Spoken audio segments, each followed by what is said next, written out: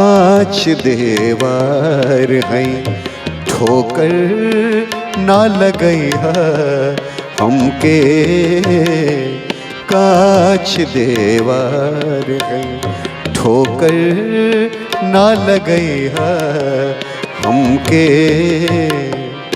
अपना अखिया में बसा के ना गिरई है हमके।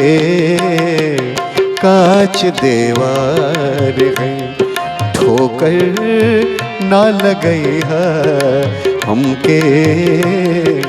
कांच देवार है।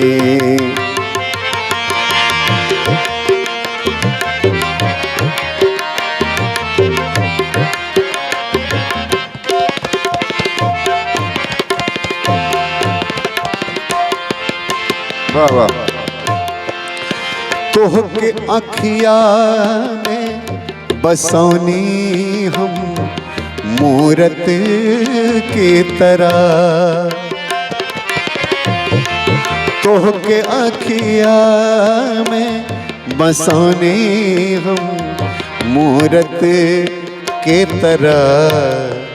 दिल में धड़कन की तरह, दिल में धड़कन की तरह तू भी बसे हमके। दिल में धड़कन की तरह तू भी बसे हमके। कांच देवार है।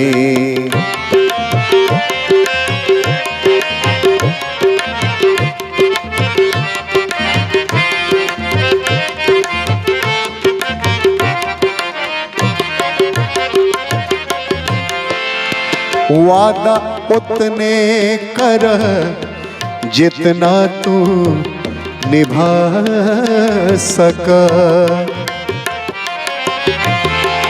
वादा उतने कर जितना तू निभा सका। जौन पूरा न हो, जौन पूरा न हो, सपना ना दिखैया हमके। जौन पूरा न हो।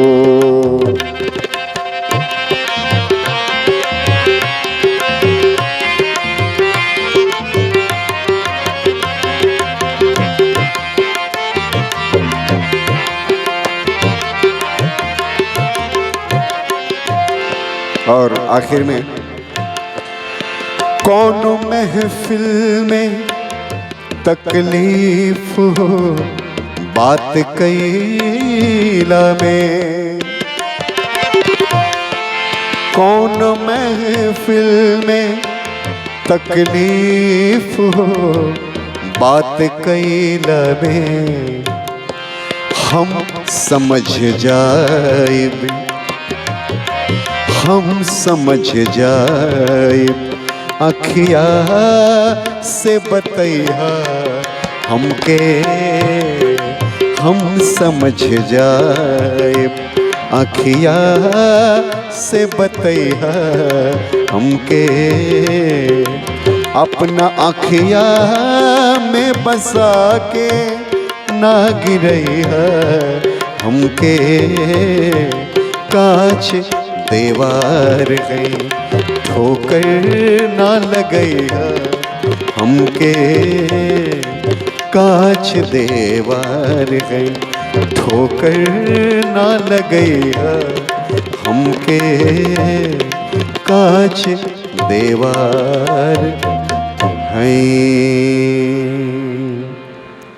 ये भोजपुरी गजल कैसन लागल लिख के जरूर बताए। बहुत बहुत धन्यवाद। हम हैं कमलेश हरिपुरी और स्वस्थ भोजपुरी गावे खातिर संकल्पित बानी तबला बजावत रोहिदास गायकवाड़ जी। ये चैनल के सब्सक्राइब करी, लाइक करी और शेयर जरूर करी। बहुत बहुत धन्यवाद। प्रणाम।